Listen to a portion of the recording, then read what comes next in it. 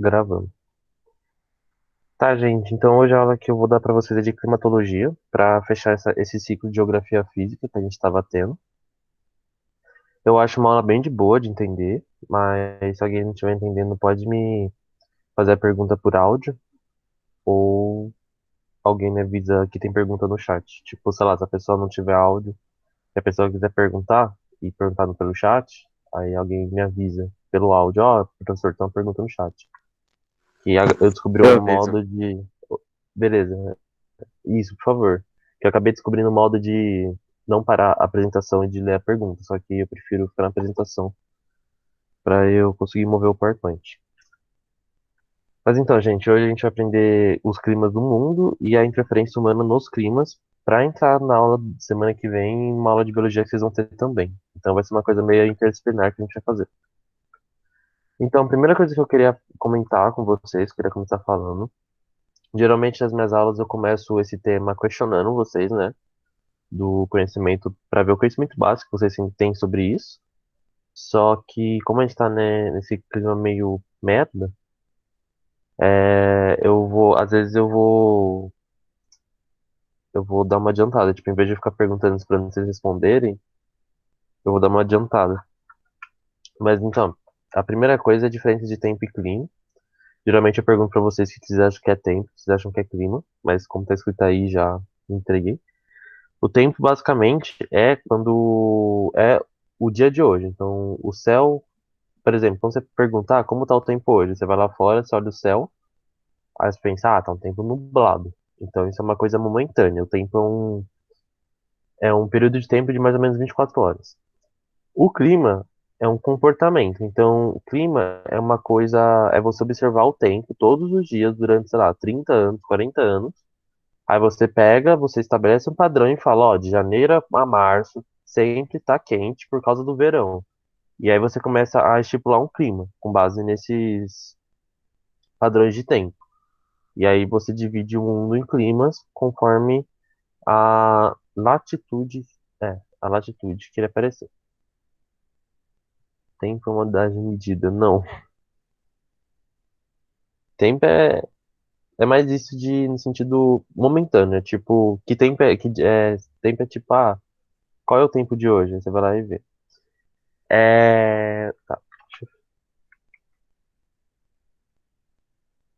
Então, o que define o clima, basicamente? Ou o tempo também. O clima, ele vai ter origem por alguma série de fatores, que a gente chama de fatores climáticos, porque havendo alteração neles, você altera todo o sistema de clima. Então, por exemplo, a gente tem a latitude. A latitude, o que que é a latitude, gente? Me refresca a memória aí. Eu dei aula disso pra vocês há umas 2 aulas. O que que vocês acham que é latitude?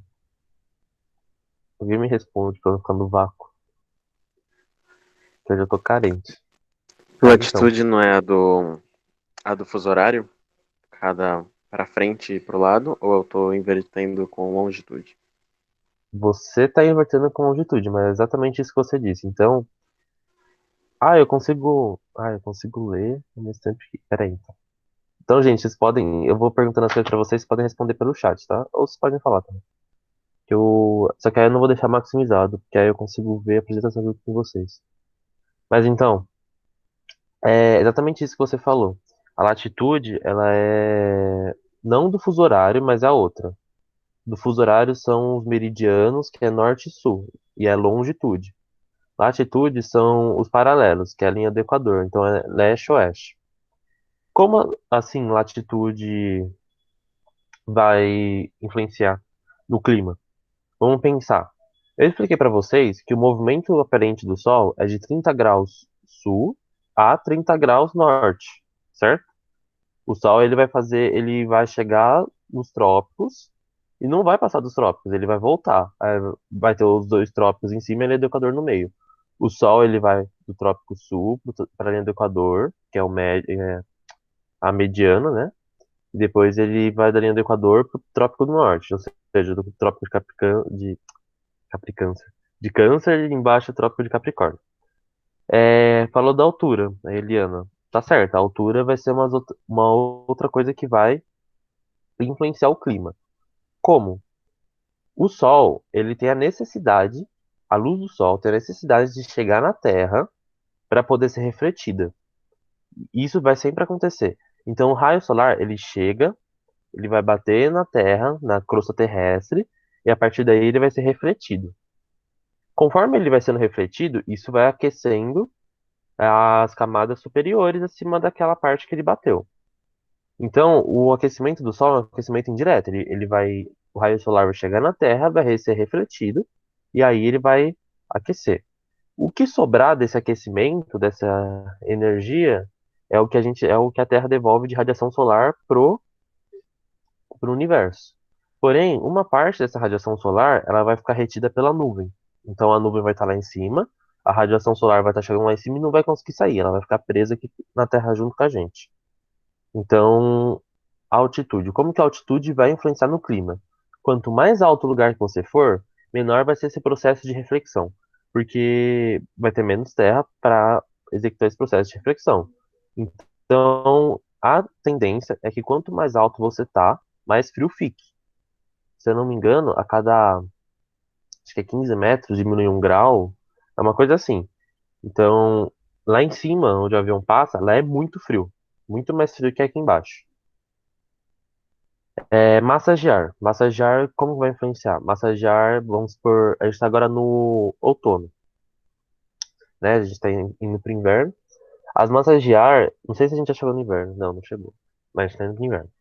As massas de ar, elas vão chegar aqui, elas vão ser criadas em algum lugar do mundo, por exemplo, na Antártica. Vocês vão entender daqui a pouco como que vai ser criada a massa de ar.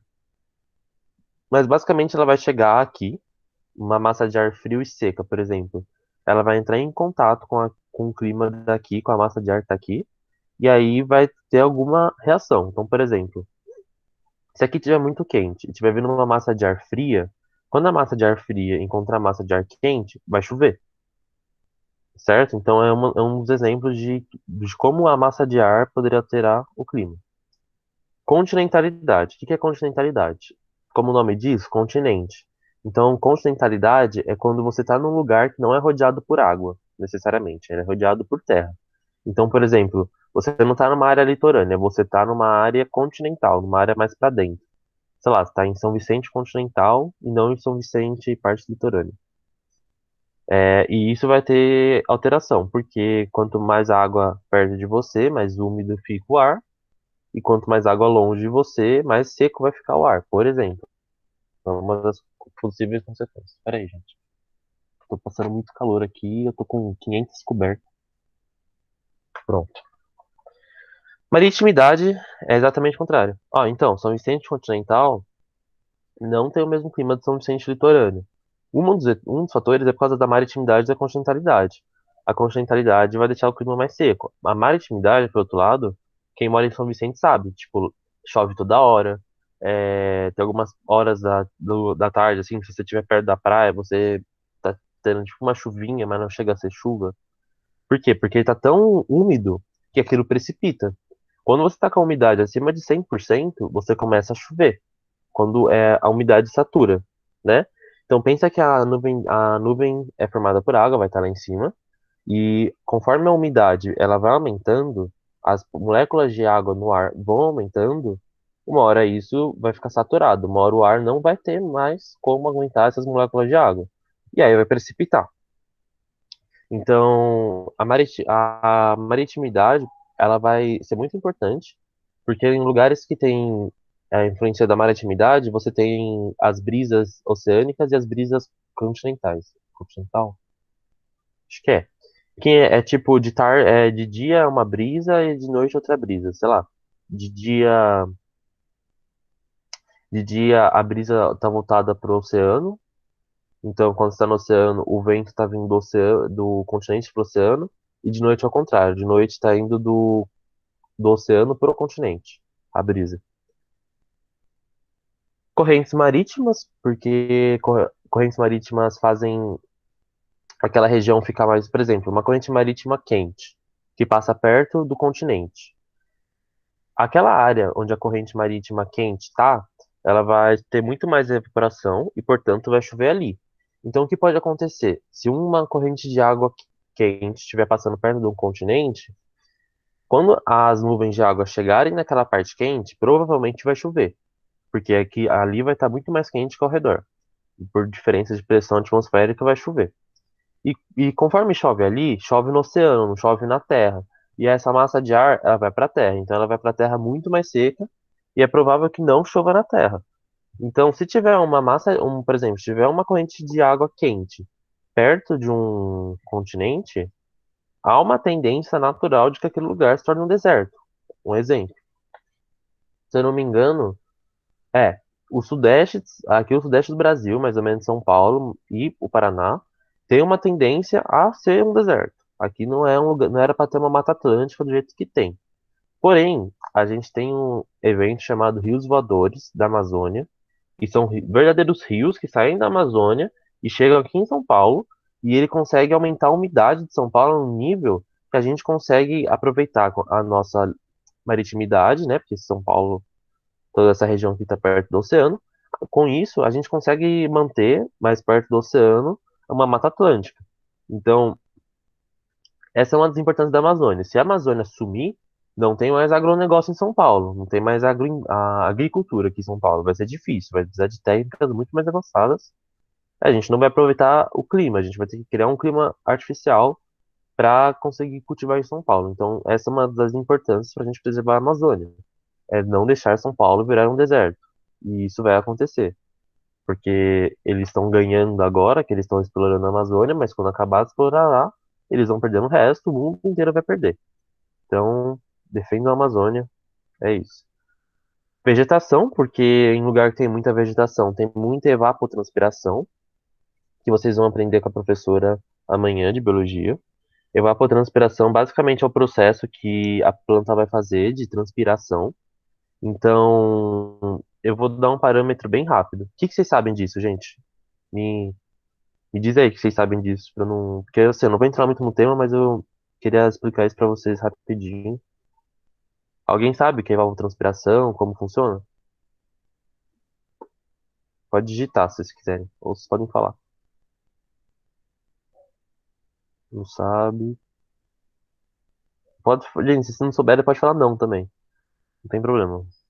Só pra gente interagir um pouquinho, né? Fica uma coisa meio palestrinha, só eu falando. Beleza, gente. Então, o que que vai acontecer? Eu vou ver se eu acho uma imagem aqui na internet pra mostrar pra vocês. Teria.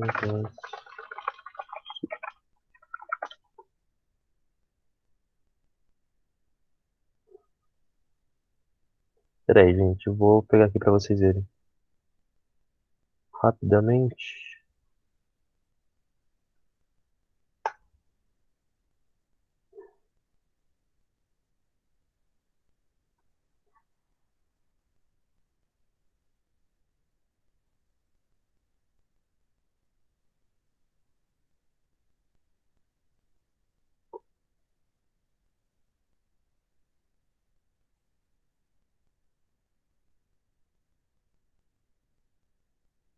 Quero ver aqui. Tá apresentando. Então, gente, ó. É uma teoria de biologia chamada teoria da coesão, adesão, sucção, que é a maneira que as plantas vão captar a água do solo. Então, é uma coisa que envolve uma interdisciplinaridade muito grande, né? Tem química e tem biologia, principalmente. Vocês vão aprender com a professora de biologia de vocês que existem dois, vasos condutores dentro das plantas, o xilema e o floema. O xilema, ele vai captar a água das raízes e ele vai ter uma direção unidirecional para cima. Então ele vai levar água das raízes da planta para o resto da planta, água e nutrientes. O flor, ele é um. Exatamente, ele vai para cima, exato. Ele vai ser seiva bruta e ele não vai ter tipo fluxo voltado para a raiz, ele vai ser o fluxo sempre para cima. E ele é o vaso que está mais ao externo da planta, mais, a parte mais exterior. O floema, por outro lado, é um vaso mais interno da planta e ele vai sair da folha. Então, essa água vai para a folha e a folha vai fazer fotossíntese. E aí, aí com a fotossíntese, ela vai ter que transpirar para conseguir falar mais, para conseguir fazer mais fotossíntese. Então, o que que vai acontecer? Ó, tudo isso vai começar com a fotossíntese na folha. A folha, ela tá com os poros dela encharcados de água. E aí, conforme isso vai chegando na célula, a célula faz a fotossíntese, a célula usa a água e ela libera alguns produtos naturais dessa reação. Entre eles o oxigênio, né, que é o que a gente respira, e a água. Quando a planta liberar a água, uma moléculazinha lá embaixo vai ser puxada. Pensa numa fila. Quando a primeira pessoa da fila for atendida, a segunda pessoa da fila vai se tornar a primeira. E assim vai continuar acontecendo. Quando essa pessoa for atendida, a próxima. É uma fila. A água, ela está enfileirada dentro da planta. Então, lá embaixo, na raiz, é uma fila. Da raiz até a folha, é uma fila de água, de moléculazinhas de água. Então, quando a molécula de água for liberada pela planta lá em cima pela transpiração, uma molécula de água vai entrar nos folículos da raiz. Então, isso é a teoria da adesão, sucção, coesão. Da coesão. A água, ela é coesa entre si, porque ela tem pontes de hidrogênio, que vocês vão aprender ainda mais pra frente. Pontes de hidrogênio, basicamente, elas são uniformes, a água é uniforme. Quando você abre uma torneira, você consegue ver a água caindo uniformemente, não cai gota por gota, porque ela tem essas pontes de hidrogênio que faz com que a substância seja uma só. Essa é a teoria da coesão. A adesão é porque as moléculas do floema e do xilema têm diferentes espessuras. As moléculas não, os vasos, né? Têm diferentes espessuras. Por quê? Porque é como se fosse algo pegajoso, porque a água vai grudando nas laterais do vaso.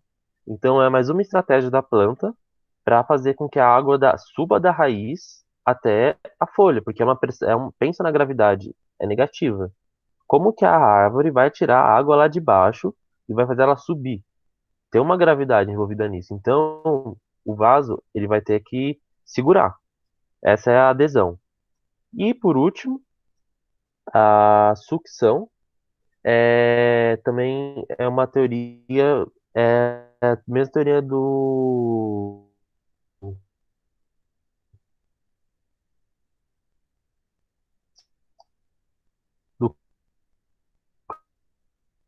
canudinho. Como é que vai fazer com que a água suba. Então, a planta tem que usar esse mecanismo para sobreviver, para respirar. Para conseguir manter o fluxo de água dentro dela, ela vai ter que fazer essa fila de moléculas de água. Toda vez que uma molécula de água sai, uma vai entrar, certo? Por que que eu estou explicando isso para vocês? Gente, ficou alguma dúvida antes de voltar para a aula?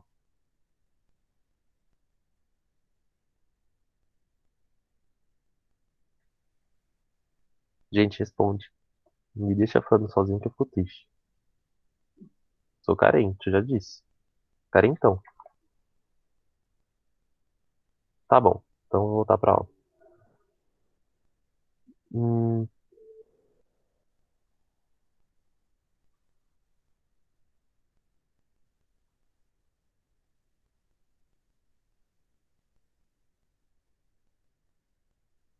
tá bom, gente. Por que que eu tô apresentando isso? Para dizer que uma árvore, uma planta, ela vai estar constantemente liberando moléculas de água no ar. E ar, né? Ela vai estar liberando oxigênio e moléculas de água.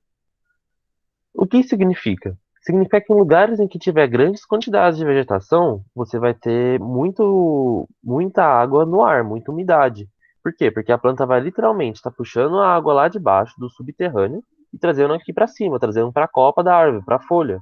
E ela vai continuar liberando por evapotranspiração água para o ambiente. Então, a Amazônia, por exemplo, a Amazônia tem um solo muito infértil, é um solo pobre, um solo raso. Porém, existe uma das maiores florestas equatoriais do mundo lá. Como isso acontece? Porque a Amazônia, ela é muito grande e ela libera muita umidade, para começar. Ela está num lugar muito propício, que é um lugar que chove muito, que é perto da linha do Equador. E ela vai liberando as folhas dela com base de que o solo seja muito mais humus, que é matéria orgânica, do que solo, que é coisa não orgânica, do que algo mais mineral, né? Então a gente vai ter uma camada assim de solo, uma camada assim de matéria orgânica. Então a gente chama isso de uma floresta autossustentável, porque é uma floresta que consegue se sustentar com base nos seus próprios, com base na sua própria produção. Tipo, ela cria folha, libera a folha vai lá, vira humus, decompõe, vira matéria orgânica, e isso faz o solo da floresta. E lá, por causa da vegetação, é muito úmido. Se vocês já foram para uma floresta, é úmido pra caramba numa floresta, por causa disso. Relevo. Relevo vai influenciar mais uma questão física mesmo, né? Tipo, altitude, mas uma depressão, por exemplo, que é uma coisa que está muito a níveis abaixo do mar, por exemplo, relevo. Então, o relevo vai influenciar, mas mesma ideia da altitude, porque influenciaria. E urbanização. Como assim urbanização? O humano, ele adora fazer modificações no clima. Então, se você tiver um lugar com muita cidade, uma região com muitas cidades, por exemplo, isso vai alterar o clima. Não tem como dizer que não. Você vai estar liberando o gás carbônico na atmosfera, você vai estar intensificando o efeito estufa e vários outros problemas que a gente vai aprender nessa aula ainda. Então, aqui eu coloquei para vocês as temperaturas médias do globo. Então, você vê que está variando de -2 graus para até menos que isso, né? Que é o caso daqui, da Antártica, mais para o meio da Antártica, que deve ser uns -40 graus, né? Até 35 graus. E reparem onde é a região mais quente da Terra? A linha do Equador. Por que que a linha do Equador é a região mais quente da Terra? Porque no movimento aparente do Sol, a linha do Equador vai estar recebendo raios perpendicular, de forma perpendicular, 90 graus, perpendicular. Então toda a radiação solar que está indo para a linha do Equador está chegando na Terra e está sendo refletida. Por isso que a linha do Equador é uma região quente. O clima intertropical, ou seja, entre os trópicos, e tem entre os trópicos, e a do Equador no meio, e esse restinho em cima e esse restinho embaixo. É uma região quente. Os trópicos também é uma região mais quente, porque uma parte do ano vai estar recebendo perpendicularmente também a temperatura os raios solares, né? Que vai ser os solstícios e os solstícios. E quando tiver perpendicular na do Equador, vai ser os equinócios, tá? Então reparem que na linha do Equador é o lugar mais quente do mundo e que mais, conforme você faz a linha do Equador, mais frio fica. Tá, então aqui é um mapinha para vocês terem uma noção de todos os climas mundiais. Aqui, ó, olha para o Brasil. Manaus, equatorial, mais ou menos perto do Equador, onde vai estar a Amazônia. Clima mediterrâneo em Portugal, tropical, que vai ser perto dos trópicos, temperado, que vai ser, ó, reparem, tudo que tiver na zona intertropical, que é esse mapazinho aqui embaixo, que é essa parte rosa, tudo nessa zona intertropical é um lugar mais quente. Quando você estiver acima da zona intertropical, seja 31 graus norte ou 31 graus sul, ou seja, acima de 30 graus, que é onde estão os trópicos, você vai ter a zona temperada, que vai se estender até mais ou menos 60 graus. 60 graus? Acho que é, se não me engano, é de 30 a 60 graus. Por quê? Porque aí vai começar a zona polar. Então, os polos, que são os lugares que quase não recebem energia do Sol, tem uma dinâmica muito diferente da parte temperada, que por mais que seja frio, recebem ainda energia do Sol, né? Então aqui a gente tem o mapa do Brasil, para mostrar nossos climas. Clima equatorial, ali perto da Amazônia, e tropical, a maior parte é tropical, né? E aí vocês reparem que tem as subdivisões, ó. Fora o semiárido, que acontece lá no Nordeste, que é a Caatinga, a gente tem o tropical litorâneo, o tropical de altitude e o subtropical. São todos subtipos do clima tropical. E eu acho que, se eu não me engano, nessa aula mais pra frente tem um pouquinho o cada tipo detalhado. Eu explico pra vocês. E aqui de uma maneira mais de chavada ainda dos climas aqui que acabei de mostrar pra vocês. Então, por exemplo, vai ter o clima equatorial super úmido, que é o rosinha. Clima equatorial quente e úmido. Equatorial quente subúmido. Semiúmido, semiárido, tropical quente, semiárido, tropical quente, semiúmido, enfim. O que vai ser mais utilizado é esse. Mas esse aqui é só para mostrar para vocês que é mais do que isso, tá? E com isso, eu acabo de explicar para vocês o que é basicamente o clima. Então vejam, voltar um pouquinho, rapidamente. O clima é tudo relacionado ao clima vai estar relacionado à latitude. Então, aos trópicos, à linha do Equador e ao círculo polar. Isso é importante por quê? Porque a gente vai estudar semana que vem os domínios geomorfoclimáticos, também conhecidos como biomas em geografia. Cada clima desses tem um bioma que relaciona-se com o clima. Então, por exemplo, clima equatorial vai ter a floresta equatorial. Tem,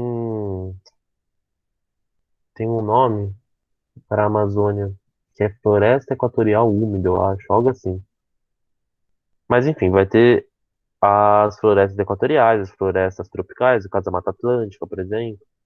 Vai ter a floresta do Congo, lá no Congo, que é uma floresta equatorial, além da Amazônia, que é onde tem os macacos, os gorilas, enfim. Cada lugar do mundo vai ter uma vegetação relacionada, mais ou menos relacionada. E vocês vão aprender um pouco disso também com biologia, que eu já combinei com a professora. Tá. Agora eu vou me focar mais para vocês nos fenômenos climáticos. Por quê? Porque o homem, ele de certa maneira alterou tudo isso. Quando a gente fez a Revolução Industrial, a gente começou a colocar coisas não naturais no ambiente natural. Então a gente gerou é, modificações, certo? Então, os fenômenos climáticos, eles são processos naturais intensificados pelo homem que alteram o clima. Então, a gente tem aqui o exemplo da vaca, que ela peida metano, e metano é um gás de efeito estufa, é um gás que absorve muito calor, e é um dos gases que estão fudendo o nosso mundo, literalmente, além do gás carbônico produzido pelas fábricas. Olha aqui quando você derruba a floresta, quando você queima a floresta. Olha São Paulo aqui. Olha a cor do céu de São Paulo, gente. Isso não é normal, certo? É uma névoa, uma camada de névoa. Por quê? Por causa dos escapamentos de carro, por causa das fábricas. Quando você desmata uma floresta, também tem aquela parte da floresta que ficou para trás que vai se decompor. Quando se decompõe, você libera enxofre para a atmosfera, você libera vários gases de efeito estufa. Deixa eu ver se vai ter efeito estufa. Aqui. Quero explicar para vocês antes do efeito estufa. O que que é o efeito estufa? É exatamente essa coisa que eu falei para vocês agora há pouco, de que o raio solar vai chegar na superfície e vai ser refletida. Então, ó, leem comigo. A energia solar atravessa a atmosfera e aquece a Terra. Parte dessa energia é refletida de volta ao espaço, outra parte é retida pelos gases de efeito estufa. Então, quem vai manter a temperatura no planeta? A temperatura do Sol? À noite, quem que vai manter quente? Todo esse calor que foi absorvido pelos gases de efeito estufa. Que gases são esses? Gás carbônico, enxofre, hidrogênio, água. Água vai é um gás de efeito estufa muito potente, muito. A água consegue absorver muito calor. Então, pensa em São Vicente, a parte litorânea. Quando tá muito úmido, você se sente uma panela de pressão, cara, porque aquilo tá quente pra caramba. Antes de chover, pensa nas tardes de verão. Que antes de chover, mano, panela de pressão, vai tá quente, tá suando pra caramba, e você se sente muito numa panela de pressão. Não sei explicar de outra maneira. Mas é basicamente por causa disso. Porque a água, quando tem muita água no ar, muita energia do sol vai estar sendo refletida e absorvida. E também nesses dias de verão que acontece isso, geralmente tem sol pra caramba, né? Tem sol o dia inteiro. Então chega no final da tarde, o que acontece? Chove. E não é aquela chuvinha suave, chuvinha de outono, que é chuvinha fria e calminha e garoinha. É aquela chuva pesada, aquela chuva de que a atmosfera tá desabando sobre você e que tá tudo muito carregado e tem os trovões, enfim. El Ninho, não sei se vocês já ouviram falar do El Ninho. É um. É assim, a gente consegue, com base no clima, as observações do tempo, a gente consegue pegar tudo isso que a gente sabe e tentar definir um padrão. Só que existem algumas coisas que fogem do padrão, que é o El Ninho e Laninha. Esses dois eventos climáticos fogem do padrão.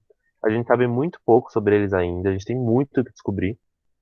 Se algum de vocês um dia fizer meteorologia, descubram o que é o El Ninho, porque a gente não sabe muito dele, a gente não sabe por que acontece, não sabe qual é esse padrão que está acontecendo. Mas ele acontece, e toda vez que ele acontece, eles acontecem de uma maneira um pouquinho diferente.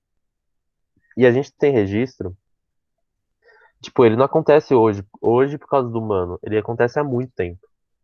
Ele acontece, registro na história, ele acontece desde a pré-história, e a gente tem registros de que ele acontece, tipo, na época dos dinossauros, porque a gente tem como medir isso com base em camadas de gelo da Antártida. A gente consegue ver a influência do El Niño de La Niña. Mas o que que é o El Niño?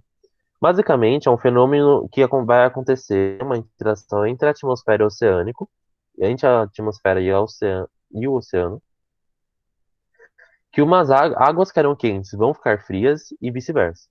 Então, por exemplo, no oeste da Colômbia. Então, deixa eu pegar o mapa do Brasil. Tá, ó, Amazonas, a gente tá na Amazônia, mais ou menos, fazendo divisa com outro país, antes de chegar no outro lado do oceano. Né? Essas águas que estão nessa parte do oceano, na parte oeste do oceano, da América do Sul, são águas mais frias. E águas frias geralmente tem peixe, certo? Então, o que que acontece? Durante o período de El Niño, as águas da Antártida não, desculpa, da Austrália, que são quentes, e as águas da Colômbia, que são frias, elas alteram-se. Tipo, o que era frio fica quente, o que era quente fica frio. Então, em vez de continuar quente na Austrália, fica frio as águas da Austrália. E em vez de continuar quente na Colômbia, fica frio na Colômbia. Não, em vez de continuar frio na Colômbia, fica quente na Colômbia. Então, os peixes somem, porque quando fica quente, você diminui a saturação de oxigênio na água. Então, os peixes somem, pessoas passam fome. Isso altera muito os padrões climáticos, então isso geralmente pode gerar furacões, gera ciclones, e tipo, se combinado com maremotos, essas coisas, tipo, causa muito estrago. Não somente, viu, gente? Tipo, por exemplo, teve um El Niño que ficou 4 anos sem chover na Índia. E a Índia depende da chuva. A Índia, ela vai ter o clima de monções. Clima de monções, deixa eu ver se eu consigo mostrar pra vocês. Ó, gente, localizem a Índia. A Índia, dá pra vocês verem o mouse? Fala comigo, gente. Dá sim, Dá? Então, dá. beleza. Ó, gente, a Índia vai estar aqui. Essa é a Índia. Aqui, bem no meio, bem no centro desse globo, vai estar a linha do Equador. A linha do Equador e os trópicos vão criar zonas de baixa pressão e alta pressão. Zona de baixa pressão é uma zona que tiver quente. Então, é um lugar mais quente que o ar ele vai se mover de uma maneira, ele vai gerar nuvens, porque é mais quente. Ele vai ter ação ciclonal. E as zonas de alta pressão são lugares mais frios que o ar, em vez de formar nuvens, em vez de convergirem, não, em vez de convergirem no ponto, o ar vai divergir. Então, vai ser a área anticiclonal, ou seja, dissipador de nuvem, área ciclonal, baixa pressão, é formador de nuvem. Pensa nesses países, tanto na Índia quanto na Oceania aqui, são países que estão muito próximos à linha do Equador. Tipo, tem uma parte que está acima da linha do Equador e uma parte que está abaixo da linha do Equador. Então, o que que vai acontecer nessa parte de transição? Os ventos que estão embaixo vão ser levados para cima e os ventos que estão em cima vão ser levados para baixo. Isso vai criar uma circulação. O que está embaixo vai para cima, o que vai para cima vai para baixo.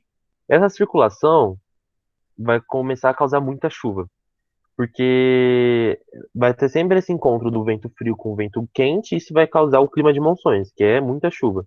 Pense isso no verão, porque quando for verão no hemisfério norte, vai ser inverno no hemisfério sul. Então pensa que todo o ar frio do hemisfério sul todo o ar quente do hemisfério norte vai vir para o hemisfério sul, e o ar frio do hemisfério sul vai subir para o hemisfério norte, que vai ser aquecido. Então pensa que é tipo uma parte está inverno, uma parte está verão. Então pensa que vai ficar causando chuva o tempo todo nisso, nesse processo de circulação. E isso é muito importante. Por que que eles fazem na Índia? Eles plantam arroz. Na China, eles plantam arroz. Que são agriculturas que precisam de muita água. Então a Índia e a China, por exemplo, estão acostumadas a ter muita chuva. E elas têm uma agricultura para isso. Quando chega ao ninho e fica 4 anos sem chover, pessoas passam fome, pessoas morrem. Então teve uma época do El Niño, lá em 1960, eu acho, se não me engano, que morreu milhões de indianos. Só nesse El Niño. Porque ficou 4 anos sem chover, não tinha mais comida. A Índia é muito miserável. A Índia precisa de comer. É, a Índia não tem estoque de comida. É muita gente. Então, o El Niño, ele precisa ser muito estudado, porque quando ele acontece, geralmente, o que acontece? Pessoas na Colômbia, nesses países, no Peru, passam fome. Por quê? Porque os peixes, eles dependem de pesca e os peixes somem, porque fica mais quente. Ao mesmo tempo que do outro lado do mundo, lá na Índia, na China, as pessoas começam a passar fome também, porque prejudica o ciclo de chuvas e prejudica a agricultura. Ou ao contrário, ou chove tanto. Ah, mas isso é. Não, isso é laninha. Daqui a pouco eu falo. Tá. Ocorre a cada 2 a 7 anos. Ou seja, a gente não tem nenhum padrão de quanto. A gente não sabe nem quanto tempo isso ocorre, sabe? Às vezes ocorre durante 4 anos, às vezes ocorre, para, vai embora e volta, dura um ano, enfim. Na crise hídrica, em 2014, 2015, em São Paulo, que estava com a cantareira quase. Estava no clima. Eles estavam usando já a parte inferior da cantareira, que estava totalmente seca. A gente estava no período de El Niño. E da mesma maneira que em algumas partes do mundo não chove, em outras chovem mais. E o Brasil ele é beneficiado, pelo menos no Sudeste, com chuvas no período de El Niño. Então, uma das coisas que fizeram a gente sair da crise hídrica, a gente recuperar a cantareira, foi o período de El Niño na época. Então, ó, gente, aqui, ó, entre 1997 e 2008 e 2015, ó, olha como tá diferente as massas de ar. A coisa mais vermelha é porque tá mais quente e as cores mais frias é porque tá mais frio. E se ocorre aquilo no El Niño, em Laninha, ocorre o contrário. Então, aqui era frio, aqui era quente. Isso se inverte. Não, desculpa, gente. Perdão, falei errado. Peraí.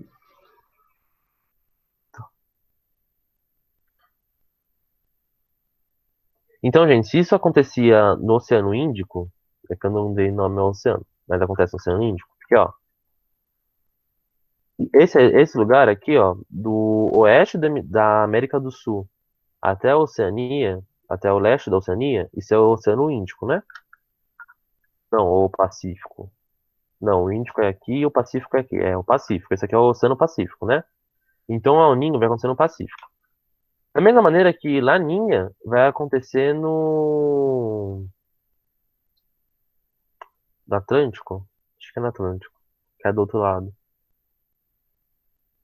Do Oceano Pacífico. Deixa eu ver.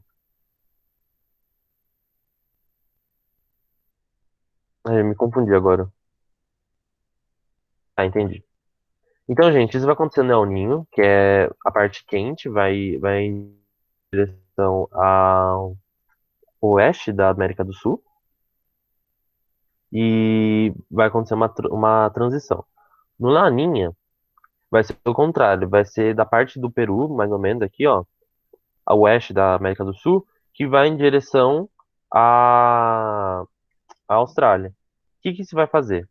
Se aqui fazia com que a água quente viesse para a água fria e deixasse a água do lugar que era fria quente, aqui é o contrário. Aqui a água fria vai para o lugar que a água é quente e a água que já era fria vai ficar mais fria ainda. E ó, percebam que a circulação também é diferente, certo? Então, o El Niño e Laninha são eventos que são opostos ao outro, certo? Não se preocupem muito com ele, porque a gente está aprendendo, tipo, essa coisa de El Niño e Laninha é muito recente, então não é uma coisa que vai muito cair no vestibular, uma coisa que vocês precisam saber tudo, assim, sabe? Mas é importante saber. Eu acho, mano, ficou bem confuso pra mim. Vocês entenderam? Qual alteração do ecossistema pode acontecer? Como assim? Não, é que foi na hora do. Você tava falando de Aninho ainda. E aí eu peguei e tinha perguntado, tipo, se podia ocorrer alguma alteração no sistema, no ecossistema, em águas ficarem mais frias, águas ficarem mais quentes. Mas ele explicou isso no decorrer, então não tem problema. Beleza. Deu pra entender, gente? Vocês ficaram com dúvida nisso? Dá pra ver que até mesmo eu tenho dúvida nisso, né? Que eu acho essa parte de aninho laninha muito complexa. Olha, eu juro que se tiver um exercício de aninho laninha, a gente tenta de novo. Sério. Agora eu vou falar de inversão térmica. Inversão térmica é mais simples, ó. O que que vai acontecer? O fluxo normal do ar é o ar ser quente e conforme vai se afastando da superfície ele ficar frio, pelo aquele processo que eu expliquei para vocês de incidência dos raios solares e reflexão. A inversão térmica, que geralmente vai acontecer em lugares muito poluídos e durante o inverno ou outono, então, por exemplo, São Paulo, capital. São Paulo é um lugar que acontece muito inversão térmica. Nova York é um lugar que acontece muito inversão térmica. O que que vai acontecer? O ar quente, ele não vai estar na camada mais inferior. Ele vai começar a subir, né, como ele sempre faz. Porém, a parte mais perto da superfície não vai continuar aquecendo, porque está frio. Vai começar a esfriar. Então, o que que vai acontecer? Esse ar quente do início do dia que subiu até meio-dia, vamos supor que o sol estava lá super ativo, ele vai ficar preso, porque conforme o sol vai saindo, vai ficando frio, a parte mais próxima à superfície ganha menos reflexão, então fica com ar frio perto da superfície. Só que em cima desse ar quente também tem um ar frio. Então o ar quente ele fica literalmente aprisionado entre os dois ar frio. Então o que que vai acontecer com isso? A gente não tem mais uma convecção, então o ar quente subindo, o ar frio descendo. Isso é totalmente atrapalhado por causa disso, por causa desse processo. E o ar fica mais. As camadas de ar ficam mais estáticas. Então o que vai acontecer? Por que que é bom que tenha convecção? Porque a gente tem aqui embaixo, em regiões muito poluídas, a gente lança muito gás na atmosfera. Então, muita poluição que a gente vai lançando, tudo que a gente vai lançando nesse tempo que tiver com esse bloqueio por causa da inversão térmica, vai continuar aqui com a gente. Então, escapamento de carro, é, fábricas, tudo que estiver sendo lançado à atmosfera nesse período, vai continuar com a gente, ficar preso aqui com a gente perto da superfície.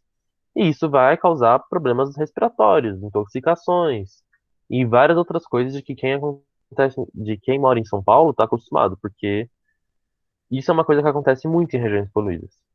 E aí a precaução disso é a gente tentar alterar essa nossa necessidade por petróleo, né? Porque boa parte de quem faz isso são os combustíveis de carro, então se a gente tiver biocombustíveis, a gente não elimina tanto gás carbônico como a gente elimina.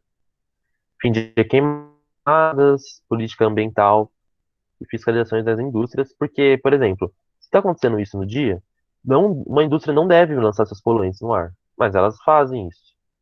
Então, esse tipo de coisa tem que ser monitorado. Efeito estufa que eu falei. Ah, aquecimento global, que eu não falei para vocês. É basicamente um oriundo do efeito estufa. Então, o que vai acontecer? O efeito estufa ele vai estar ali acontecendo.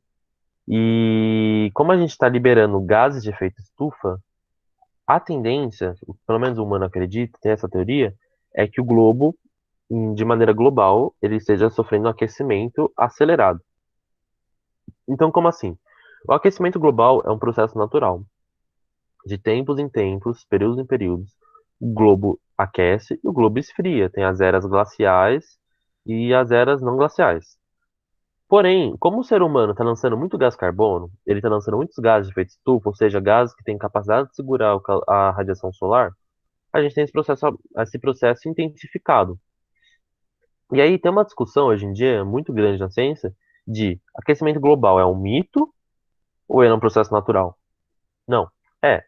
Ele é um processo natural, ou seja, um mito, ou ele é um processo que também se tornou antrópico, ou seja, o humano, com os 300 anos que ele está lançando gás carbônico na atmosfera, se ele conseguiu de fato intensificar isso. Então, o que acontece com o aquecimento global, gente? derretimento de calotas polares, a desregulação do clima, porque tudo no clima é física, tudo é física, é convecção, é diferença de temperatura, diferença de pressão, tudo isso. Se você altera uma coisinha no clima, você começa a alterar uma coisa em sequência de cadeia. Ou seja, você altera uma coisa e no final você alterou 64 coisas, certo? Então é mais ou menos isso. O efeito estufa, ele acontece naturalmente, a gente lança gases de efeito estufa, começa a criar o aquecimento global, e aí o aquecimento global cria uma série em cadeia que muda de forma global o clima do mundo inteiro. Agora, tem gente que não acredita, tem gente que acredita. Será que isso realmente existe? Não sei. Porém, eu acredito que todos esses poluentes que a gente está lançando na atmosfera não não vai ficar por assim. Tipo, não vai ser tipo, nosso planeta consegue suportar. Não, eu acho que uma hora vai dar ruim. E já tá dando ruim, e eu acho que uma hora vai dar mais ruim ainda, né? Porque a gente tá queimando floresta, enfim. Ilha de calor. Ilhas de calor vai acontecer somente em grandes centros urbanos. E o que que vai acontecer basicamente? É, onde você tem uma zona rural, você ajuda a controlar a temperatura, porque florestas são frias. Todo mundo conhece uma floresta, sabe que a floresta é fria. A floresta, ela tampa as árvores da floresta na copa. Elas tampam a iluminação, deixam menos radiação solar passar para baixo, e por consequência, dentro de uma trilha, dentro de uma floresta, é mais frio. Na cidade, por outro lado, a gente tem concreto, a gente tem prédios de vidro. Todo esse calor vai chegar no concreto, é por causa de uma coisa chamada albedo, que é capacidade de quanto uma substância consegue absorver de radiação solar. É o albedo? Não, ou consegue refletir. É, até a capacidade de quanto ela consegue refletir radiação solar e de quanto ela absorve. Como a gente vai ter coisas que absorvem muita radiação solar, tipo concreto, que fica quente fácil, ou vidro, que vai refletir com muita facilidade os raios solares, a gente começa a perceber um aumento na temperatura dessa região. Só que ao redor dessa região não teve esse aumento da temperatura, é um pico de aumento de temperatura na região. E isso acontece muito no verão, porque a galera, como tá muito quente, a galera começa a usar muita energia elétrica para ligar ventilador e ar-condicionado. E as coisas que mais gastam energia numa casa é geladeira e ar-condicionado. E chuveiro. Por quê? Porque envolve a conversão de energia. Vocês vão aprender em física que existem os geradores e como é o nome? Resistores. É. Para você fazer uma coisa aquecer ou esfriar, você precisa de um resistor. Que o resistor ele aquece, essa é a função dele, é transformar energia em energia elétrica em energia térmica. Então, como você está usando muito esse tipo de aparelho que consome muita energia elétrica, você acaba gerando uma ilha de calor, porque todo mundo tem seu ar-condicionadinho bonitinho ali, puxando energia elétrica pra caramba, tá acontecendo toda aquela coisa no meio do verão, e você gera uma puta ilha de calor. E tem gente que passa mal. Na Paulista tem gente que desmaia, tem gente que. Moradores de rua, imagina os moradores de rua que não conseguem beber água com uma certa frequência. Enfim, então ilha de calor é tipo insolação moderna, sabe? A insolação no meio do oceano é tipo isso. Porque quem tiver nessa parte da ilha de calor vai começar a sofrer. Quem tiver nessa região que tá com essa característica. Chuva ácida, como o nome diz, é a formação de uma chuva mais ácida que o comum. Por que eu digo mais ácida que o comum? Porque toda chuva é ácida. Toda chuva. Não existe uma chuva no mundo que não seja ácida, certo? Chuva em ambientes naturais não poluídos tem um pH de mais ou menos 5,5. Chuvas em ambientes não naturais, ambientes artificiais e, portanto, poluídos, tem um pH próximo a 3, a 2, entre 2 e 3. O pH é uma escala logarítmica de base 10, vocês vão aprender isso em matemática. Uma escala logarítmica de base 10 significa que do 1 para o 2 é 10 vezes mais forte. Então, sei lá, um terremoto na escala 2 de Richter é 10 vezes mais forte que um terremoto na escala 1. Um terremoto na escala 3 é 1.000 vezes mais forte que um terremoto na escala 1. O terremoto de escala 4 é 10.000 vezes mais forte que um terremoto de escala 1. Então, é, O pH diminuir de 5,5 para 3, para 2, é uma coisa absurda, é tipo aumentar 1000 vezes o pH. E por que que isso vai acontecer? Porque, naturalmente, em áreas não poluídas, você tem muita emissão de dióxido de carbono, CO2, e você tem um pouco de emissão de enxofre por causa da decomposição de animais, porém não é a principal coisa. Quando você está em uma área poluída, que vai estar, por exemplo, uma fábrica que libera muito enxofre, muito ácido sulfúrico no ambiente, você acaba por deixar aquela chuva muito poluída, porque em vez de ter um monopólio de gás carbônico e um pouco de enxofre, vai ter enxofre pra caramba e não tanto gás carbônico, porque geralmente é uma área também bem desmatada, né? Então, a chuva ácida vai acontecer, é uma chuva bem mais ácida que o normal. Ela vai acidificar o solo, então ela vai ferrar com as plantas. Se as plantas estiverem recebendo uma água muito ácida, elas podem morrer. É, estátuas, vai depredar muito estátua, a chuva ácida acaba com as estátuas, porque geralmente, principalmente as estátuas de calcário, porque calcário tem uma reação com ácido, que o calcário se corrói em presença de ácidos. Então, é muito comum você ver, em São Paulo, por exemplo, muitas estátuas que não estão em situação preservada, por causa disso, por causa de chuva.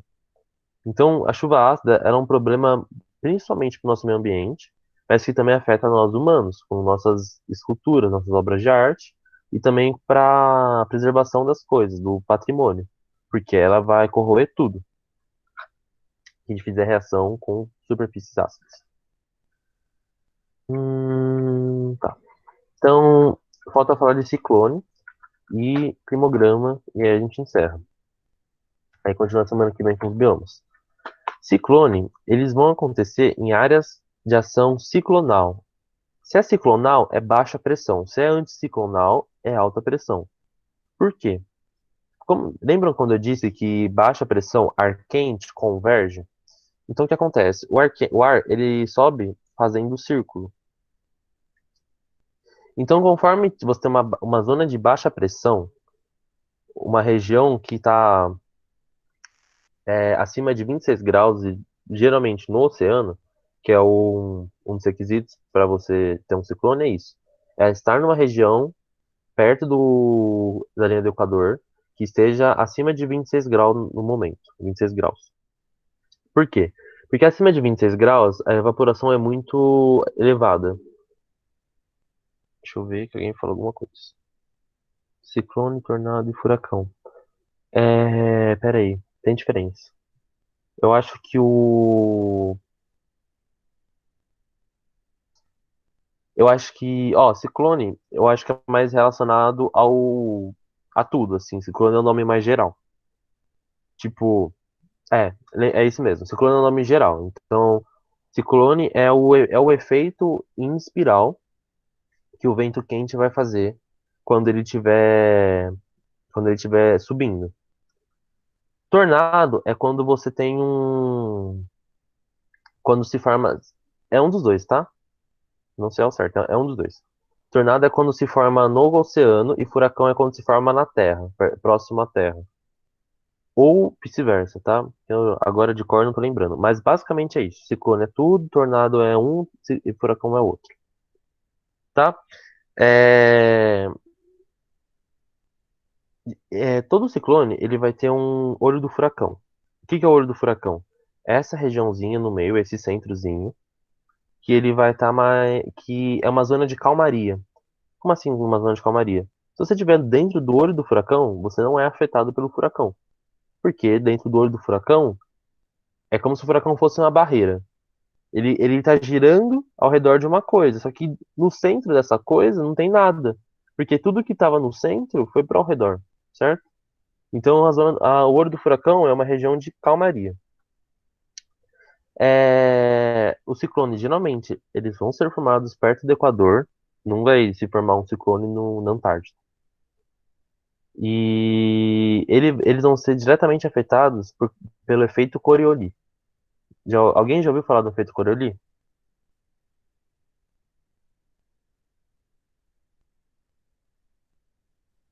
Alguém? Não? Efeito Coriolis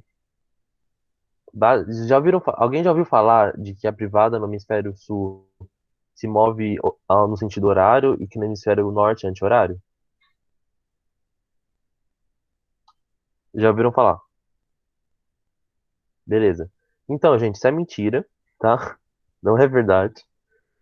É, O efeito Coriolis, ele só vai acontecer quando ele for em uma escala muito grande. Então, ele está envolvendo uma massa de ar ou uma massa de água muito grande. Uma privada tem uma massa de água muito pequena, então não é afetada pelo efeito Coriolis. Sei lá, se tiver uma bacia com água e você começar a girar a bacia, a água na bacia, não vai ser afetada pelo efeito Coriolis. É Coriolis.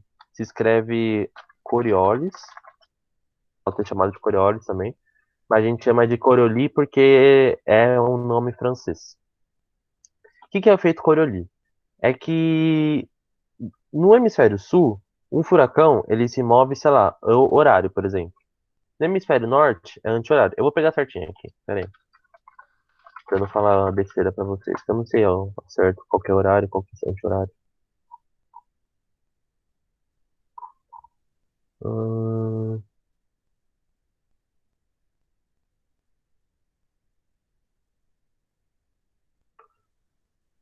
Cara, eu não lembro qual é qual, desculpem. Qual é horário e qual é anti-horário. Bom, mas, bom, horário é. Não, sim, é que eu não lembro qual hemisfério é horário, qual hemisfério é anti-horário. Eu não lembro se o hemisfério norte é anti-horário, se o hemisfério sul é horário. Deixa eu ver.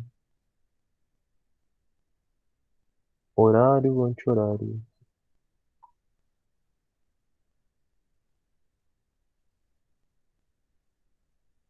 Bom, enfim, basicamente, você vai ter as zonas ciclonais e as zonas anticiclonais.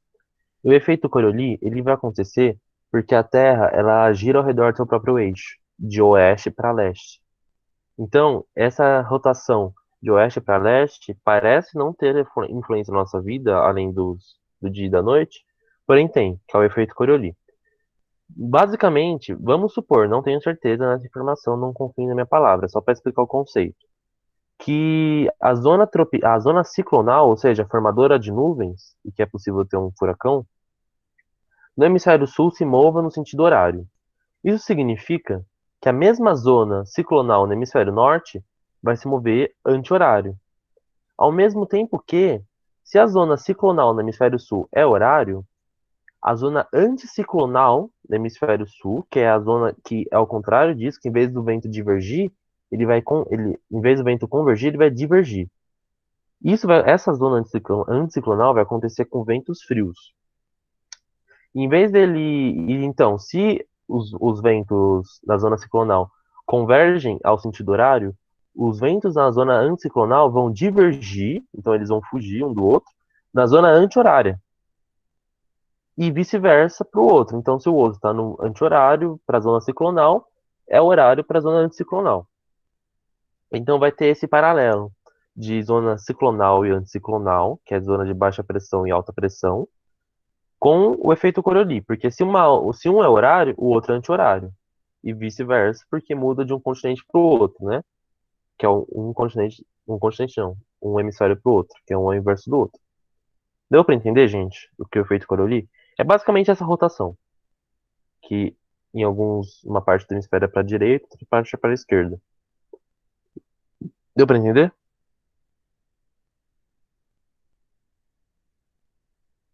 Hum, beleza.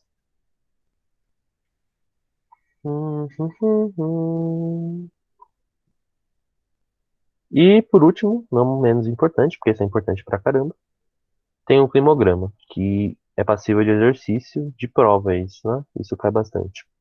Climograma é um gráfico de linhas sobreposto a um gráfico de barras. O gráfico de barras vai sempre representar precipitação, ou seja, o quanto choveu. E o gráfico de linhas vai representar a temperatura média. Então aqui a gente tem um climograma de São Paulo. Qual é a precipitação média anual? Você vai pegar aqui, ó. Você vai somar tudo isso, ó. Aqui mais de 200, sei lá, 230. Aqui 210. Aqui 170. Você vai somar tudo. E aí você vai saber quanto em um ano choveu em São Paulo. Da mesma maneira que dá pra gente ter essa comparação por meses. Então, em janeiro choveu 230 milímetros. Em junho choveu 50 milímetros. Por quê? Vai cair sempre umas coisas tipo, por que que em janeiro choveu tanto? Em junho choveu tanto? Porque em janeiro estávamos no verão, uma época de chuva. Em junho estamos no inverno, uma época seca. Estamos entrando no inverno. Que na verdade entra em julho, né? Mas enfim. Isso vai acontecer sempre nos exercícios. Geralmente eles colocam climogramas diferentes, sei lá, climograma do hemisfério norte. Aí você vai ter que saber que em janeiro, no hemisfério norte, não é verão, é inverno. E aí vai ter sempre essa jogada. É basicamente para eles testarem se você sabe olhar para um gráfico e analisar, e para eles testarem se você tem uma mínima noção de que enquanto é verão aqui, no hemisfério norte é inverno e vice-versa. E então, gente, é isso. Deu para entender que climograma é bem importante. Eu posso dar uns exercícios disso para vocês. Ano passado que eu Enem. Mano, todo ano cai, velho. No meu ano caiu umas três questões disso. De um vestibular, assim. Sério, eu caí demais, assim, em geografia. Odeio gráfico. É. Mas esse dá pra entender, né? Esse é um gráfico tipo. Deixa eu parar de gravar.